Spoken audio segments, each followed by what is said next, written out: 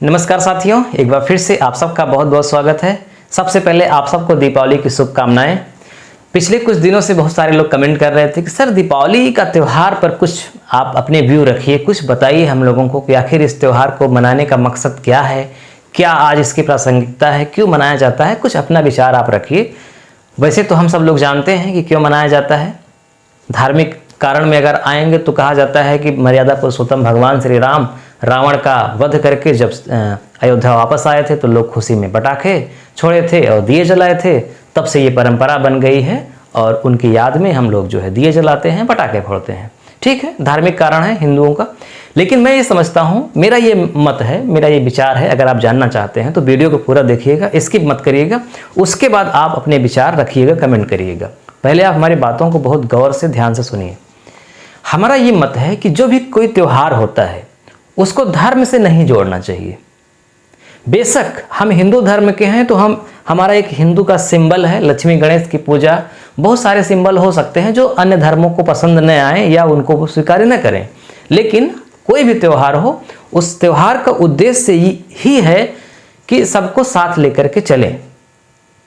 तो कोई भी त्यौहार हो उसको धर्म से न जोड़ें, हर इंसान उसको मनाए। जैसे मैं पर्सनल अपनी बात करूं, मैं हिंदू हूं, लेकिन ईद का त्यौहार जब भी होता है मैं उस दिन जरूर सेवई बनाता हूं। तो मैं मुस्लिम तो हूं नहीं, उस तरह से तो मैं ये सोच सकता हूं कि आज मुसलमानों का त्यौहार है तो मैं उनके सिंबल को क्यों अपनाऊं, क्यों मैं सेवई बनाऊं, आज कल बना लूंगा या एक दिन पहले बना लूं, क्यों उसी दिन बनाऊं। लेकिन मैं ये मानता हूं कि क्यों न उसी दिन बनाऊं, आखिर वो मना सकते हैं तो हम क्यों नहीं। भारत एक धर्मनिरपेक्ष देश है। यहाँ सरकार और जो भी है संस्थाएं वो सब धर्म को समान रूप से देखती हैं और समान दूरी बनाए रखती हैं। कोई विशेष धर्म तो है नहीं, ऐसा तो है नहीं कि हम हिंदू हैं तो हमारा संविधान हिंदू धर्म को ज़्यादा मानता है, मुस्लिम धर्म को कम मानता है या किसी और धर्म को कम। तो सबसे पहले त्यौहार को किसी धर्म से नहीं देखना चाहिए। मैं मुस्लिम भाइयों से भी ये कहूँगा कि आप भी जो हिंदुओं का त्यौहार है, बेशक जैसे दीपावली है तो लक्ष्मी गणेश की पूजा होती है, आप मत करिए, ये करते हैं इनका है। लेकिन आप और चीज़ कर सकते हैं, खुशी मना सकते हैं, दिए जला सकते हैं। अब तो मान लीजिए पटाखों की मनाही है, लेकिन हरे पटाखे फोड़ सकते हैं, आप साफ सफाई कर सकते हैं, ये तो कर ही सकते हैं ना। इसी तरह से हिंदू भाई भी, ईद का होता है, बकरीद का होता है। ठीक है, बकरीद से कुछ लोगों को एलर्जी है तो आप उस तरह मत करिए, लेकिन कुछ तो कर सकते हैं ताकि ऐसा लगे कि आज त्यौहार है तो फिर सब लोग उसमें हैं। रक्षाबंधन होता है तो इसको धर्म से मत जोड़िए। मुस्लिम हैं, सिख हैं, ईसाई हैं, क्या दिक्कत है, बनवा लीजिए।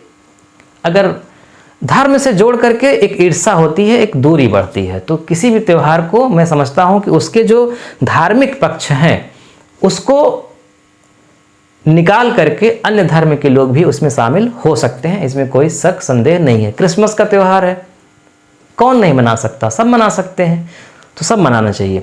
अब मेन बात आती है कि दीपावली का त्यौहार आखिर क्यों बनाया गया और इसको बनाने का मकसद क्या था।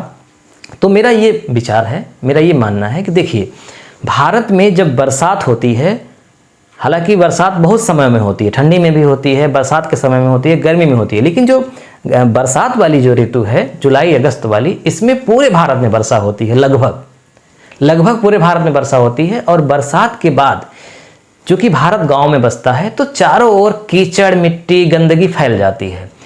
तो एक ही झटके में ये पूरी सफाई हो जाए, इसकी कल्पना कैसे की जा सकती है। तो ये जो त्यौहार है दीपावली का, ये साफ सफाई का त्यौहार है। एक ही झटके में पूरे हिंदुस्तान के आसपास, यानी घर तो साफ होते ही हैं, अपना कपड़े साफ करते हैं, घर के चारों ओर की गंदगी, आसपास की गंदगी एक ही झटके में दूर हो जाती है। तो सबसे बड़ा फायदा ये है। तो इसका सबसे बड़ा मकसद तो ये था कि बरसात के बाद फैली हुई गंदगी को एक ही झटके में कैसे साफ कर दिया जाए।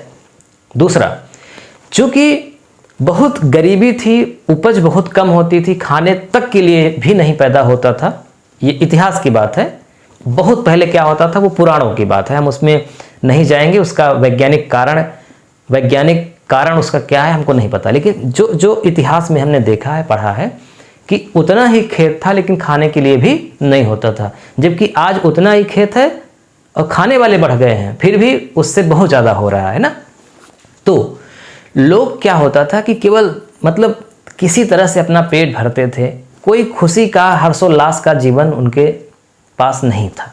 तो हर समाज में तीन तरह के लोग होते हैं। एक होते हैं विद्वान, एक होते हैं सामान्य दर्जे के, एक होते हैं मूर्ख भी होते हैं।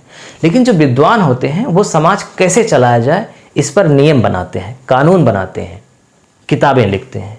तो नियम बनाया गया कि ऐसा करते हैं कि एक त्यौहार है जिसके माध्यम से पूरी साफ सफाई हो जाएगी और सब लोग, जैसे खुशी का माहौल जब होता है तो लोग पटाखे फोड़ते हैं, दिए जलाते हैं, नाचते हैं, गाते हैं। जरूरी नहीं है कि हर व्यक्ति के जीवन में खुशी का अवसर एक साथ आ जाए। किसी के जीवन में कल आया, किसी के परसों, किसी के आज, किसी का हो सकता है कभी न आए। तो इस त्यौहार के माध्यम से ये भी दिखाने की कोशिश की गई कि आप चाहे जितना अपना जीवन निरस्ता पूर्वक जी रहे हैं, लेकिन एक दिन आप अपने आप को ये पाइए कि आज खुशी का माहौल है, आज हम घर में दिए जलाएंगे, पटाखे फोड़ेंगे, नाचेंगे, गाएंगे, हंसेंगे, लोगों से मिलेंगे, लोगों को उपहार देंगे, लोगों से उपहार लेंगे। ये भी एक इसका मकसद था। तीसरा, जब हम साफ सफाई कर लेंगे खूब, जाहिर सी बात है गंदगी नहीं रहेगी, मच्छर नहीं रहेंगे, कोई भी, तो आदमी स्वस्थ रहेगा। अब समस्या यहाँ पे ये थी कि कैसे इनको ये बात समझाई जाए कि आप ये करें, पटाखे फोड़ें, दिए जलाएं, साफ सफाई करें। कैसे करें, कौन क्यों करेगा? तो इसको जोड़ दिया गया धर्म से कि इंसान धर्म से बहुत डरता है। जैसे अगर किसी को ये कहना हो कि आप पाप मत करिए नहीं तो आप नरक में जाएंगे, तो इंसान डरने लगेगा ना कि हाँ, अगर हम ये काम करेंगे तो हमको ये सज़ा मिलेगी, ये करेंगे तो हमको ये मिलेगी, ये करेंगे तो ये मिलेगी। तो आदमी डर से हो सकता है उस काम को न करे। सही भी है, बहुत लोग डरते हैं। जो नास्तिक प्रवृत्ति के हैं उनका अलग कॉन्सेप्ट है, लेकिन धार्मिक प्रवृत्ति के लोग तो ये मानते हैं कि हम ये करेंगे तो हमको ये सज़ा मिलेगी, और इसी के डर से वो नहीं करते। सही बात है। तो ये भी बताया गया कि अगर आप साफ सफाई करेंगे, जिस घर में ज़्यादा साफ सफाई होगी उस घर में लक्ष्मी का वास होगा।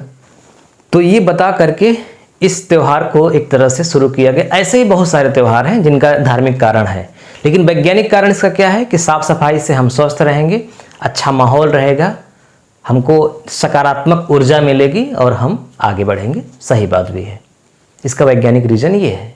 और एक दिन जब अचानक हम खुशी से नाचेंगे, गाएंगे, हंसेंगे, दिए जलाएंगे, पटाखे फोड़ेंगे, तो हो सकता है कि जो हम अभी कुछ समय से निरस्तापूर्वक जीवन जी रहे थे, डिप्रेशन में थे, एकाएक हो सकता है कि उसमें बदलाव आ जाए और फिर हम उसी तरह से आगे जीने लगे। अब लक्ष्मी और गणेश की पूजा करने से क्या वाकई में धन संपत्ति बढ़ती है? ये एक धार्मिक पक्ष है, हम इस पर बात नहीं करेंगे, क्योंकि धर्म को मानना या न मानना ये व्यक्ति के अपने अंतरात्मा पर निर्भर करता है। आप अगर आपको ये अच्छा लगता है, आप इस पर विश्वास करते हैं तो आप करिए, कोई बुरी बात नहीं है। और अगर आप इस पर विश्वास नहीं करते, आपको कम अच्छा है, नहीं अच्छा है, आपके अंतरात्मा ये करने के लिए नहीं कहती, तो मत करिए, कोई दिक्कत नहीं है। लेकिन हम किसी को ये नहीं कह सकते कि आप ये कर रहे हैं तो बुरा है या आप ये नहीं कर रहे हैं तो बुरा है। आप स्वतंत्र हैं, हम भी स्वतंत्र हैं। लेकिन हम ये मानते हैं कि आज वैज्ञानिकता का युग है, तो हम ठीक है, हम एक परंपरा है हमारी लक्ष्मी गणेश की पूजा करने की, अच्छी है, करें, उसमें बुराई क्या है, करना चाहिए। लेकिन हम उसी पर डिपेंड ना हो जाए, मतलब हम अपने अंदर ये ना मान लें कि हम लक्ष्मी और गणेश की पूजा आज हम कर दिए तो हम अब मतलब धन संपत्ति अचानक आ ही जाएगी, बढ़ने ही लगेगी, और ये सोच करके हम अकर्मठ न हो जाएं, हम उसी पर आश्रित न हो जाएं कि हम पीछे रह जाएं। क्योंकि आज सत्य ये है कि जो जितना ही परिश्रम करता है, जो जितना ही एक्टिव रहता है, वो आगे बढ़ता है, इसमें कोई शक संदेह नहीं है। तो हम पूजा करें, ठीक है, जो भी हमारी परंपरा है वो करें, अन्य धर्म के हैं मत करें, कोई ज़रूरत नहीं है, लेकिन त्यौहार मनाएं, लेकिन हम उस पर आश्रित न हो जाएं ये सोच करके कि अब सब कुछ ठीक हो जाएगा। नहीं, परिश्रम करिए, मेहनत करिए, तभी ठीक होगा। इस दिन हम एक कमिटमेंट करें, लक्ष्मी गणेश की पूजा करें, साफ सफाई करें, खुशी मनाएं, पटाखे फोड़ें, दिए जलाएं। तो हम अपने भीतर भी दिए जलाएं। हम अपने भीतर भी दिए जलाने का मतलब कि हम जो अभी तक जो हमारे सामने घोर अंधकार था, जो समझ में नहीं आ रहा था कि हमको क्या करना चाहिए आगे, अब अपने मार्ग को दुरुस्त करें, एक उजाला प्रस्तुत करें कि हाँ, हमको ये मार्ग दिख रहा है, अपना एक लक्ष्य निर्धारित करें कि हमको अब इसी दिशा में जाना है। आज से हम जो जिंदगी जी रहे थे पुराने हताशा और निराशा में, कीचड़ में, गंदगी में, अब हम आज से साफ सफाई कर लिए, आज से हम अपने मन को साफ कर लिए, हम स्वस्थ हो गए पूरी तरह से। और एक स्वस्थ मन सब कुछ कर सकता है। मन के हारे हार और मन के जीते जीत। तो अगर हमारा स्वस्थ मन है, स्वस्थ चित्त हो गया है आज से, और हमको एक दिशा दिखने लगी है, हमारे जीवन में रोशनी आज से आ गई, तो अब हम आगे बढ़ेंगे। हमको आगे बढ़ने से कोई नहीं रोक सकता, ये हमारे अंदर भावना आनी चाहिए। तभी इस त्योहार का उद्देश्य पूरा होगा। जो हमारी मान्यताएं हैं, प्रथाएं हैं, ठीक है, चलें, हम उसको बंद करने की बात नहीं कर रहे हैं, करें, लेकिन हम उस पर डिपेंड न हो जाएं, हम अकर्मण्य न हो जाएं। क्योंकि आप जानते हैं रावण ने एक बहुत अच्छी बात कही थी। राम ने तो बहुत अच्छी बात कही थी, लेकिन रावण ने भी एक बहुत अच्छी बात कही थी, वो आपको मैं बताता हूँ।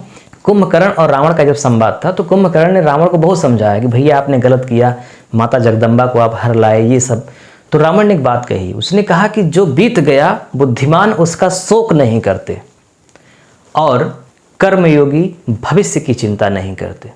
यानी जो बीत गया वो छोड़िए, बीत गया सो बीत गया, अब तो वो लौट के आएगा नहीं। तो बुद्धिमानी ये है कि आप उसको भुला करके आज जो है उसको देखिए, उसको सुधारिए, उसको सही करिए, और बहुत ज़्यादा भविष्य की भी चिंता मत करिए। क्योंकि जो कर्मठ व्यक्ति होता है ना, जो कर्मयोगी होता है, जो कर्म को मानता है, कर्म को अपना हथियार बनाता है, उसको भविष्य की चिंता करने की जरूरत ही नहीं है, क्योंकि उसका भविष्य उज्जवल रहेगा। भविष्य की चिंता करने की उसको जरूरी है जो अकर्मण्य है, आलसी है, बेकार है। जो कर्मठ है, कर्मयोगी है, उसको भविष्य की चिंता करने की जरूरत नहीं है। तो इस त्यौहार के अवसर पे हम और आप ये एक कमिटमेंट करें, एक वादा करें अपने आप से कि हम जो दिए जला रहे हैं वो ज्ञान का दिया है। बाहर भी दिया जलाएं रोशनी करने के लिए, लेकिन अपने भीतर भी दिया जलाएं, और वो दिया इस तरह जले कि हम भी प्रकाशित हों और हमसे संपर्क रखने वाले व्यक्ति, समाज सब प्रकाशित हों और सब आगे बढ़ें। एक बार फिर से आप सबको दीपावली की शुभकामनाएं। वीडियो देखने के लिए आपको बहुत बहुत धन्यवाद।